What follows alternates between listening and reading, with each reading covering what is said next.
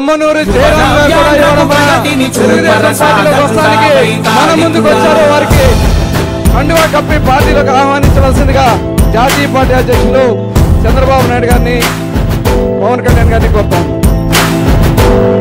ప్రతి ఇల్లు నిన్నే నిన్నే పిలిచింది,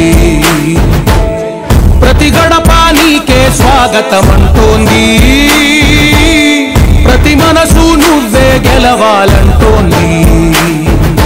పెద్ద కొడుకు నీవై తోడున్నావు చాలు, జరుగుతుంది మాకు మేలు మేలు.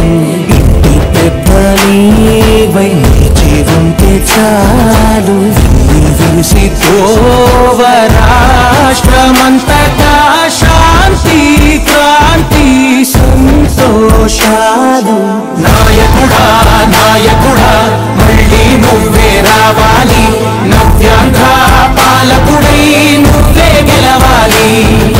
నాయకుడా నాయకుడా మా తోడై నువ్వుండాలి, మేమంతా నీ వెంటే ముందడుగెయ్యాలి.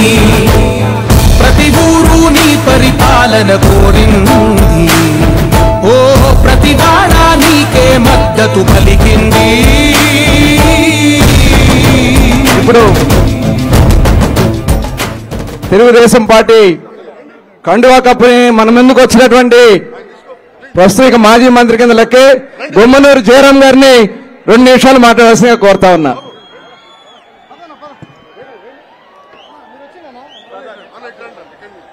జయ హో బీసీ, జయ హో బీసీ. ఈరోజు వేదిక మీద ఉన్న పెద్దలు, జాతీయ అధ్యక్షులు నారా చంద్రబాబు నాయుడు అన్న గారికి, జనసేన అధ్యక్షులు పవన్ అన్న గారికి, లోకేష్ బాబు గారికి, అచ్చెన్న గారికి, వేదిక మీద ఉన్న పెద్దలందరికీ నా నమస్కారం. వేదిక మీద ఉన్న అన్న చెల్లెలకు, అన్న తమ్ముళ్లకు, అక్క చెల్లెలకి నా నమస్కారం. ఈరోజు చాలా సంతోషంగా ఉంది. ఎందుకంటే ఒక పిక్చర్లో చెప్తుంటా, చిన్నతనంలోనే పుట్టినప్పుడు ఆ పిల్లవాడు తప్పిపోయిన తర్వాత 15 సంవత్సరాలు అయిన తర్వాత చిరు మీసం వేసుకొని ఆ గ్రామానికి వస్తే ఎంత సంతోషంగా ఉంటుందో, నాకు కూడా అదే సంతోషంగా ఉందని చెప్పి ఈ సందర్భంగా మనవి చేసుకుంటున్నా. ఈ మాట ఎందుకు చెప్తున్నా తెలుసా? 2009 ఎన్నికల్లో నేనప్పుడు తెలుగుదేశం పార్టీలో ఉన్నవాడిని, జడ్పీటీసీగా ఉన్నవాడిని. ఆ రోజు తప్పిపోయిన వాడు ఈ రోజు నేను ప్రత్యక్షమయ్యని చెప్పేసి ఈ సందర్భంగా మనందరికీ మనవి చేసుకుంటున్నా. అన్నలారా, 5 కోట్ల ప్రజలు కూడా మనందరం కలిసికట్టుగా మన గ్రామాన్ని అభివృద్ధి చేసుకునేదానికి, గ్రామం బాగుంటేనే దేశం బాగుంటుందనే నినాదంతో తీసుకురావాలంటే మన ముఖ్యమంత్రి నారా చంద్రబాబు నాయుడు గారు అయితేనే ఈ గ్రామ అభివృద్ధికి తోడ్పడుతుందని చెప్పి ఈ సందర్భంగా మనవి చేసుకుంటున్నా.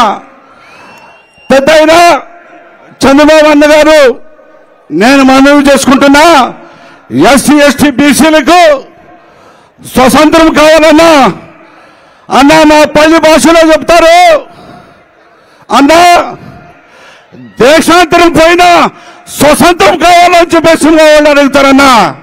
ఆ స్వతంత్రం మీరు ఇస్తారని చెప్పేసి నేను నమ్ముతూ వచ్చానన్నా.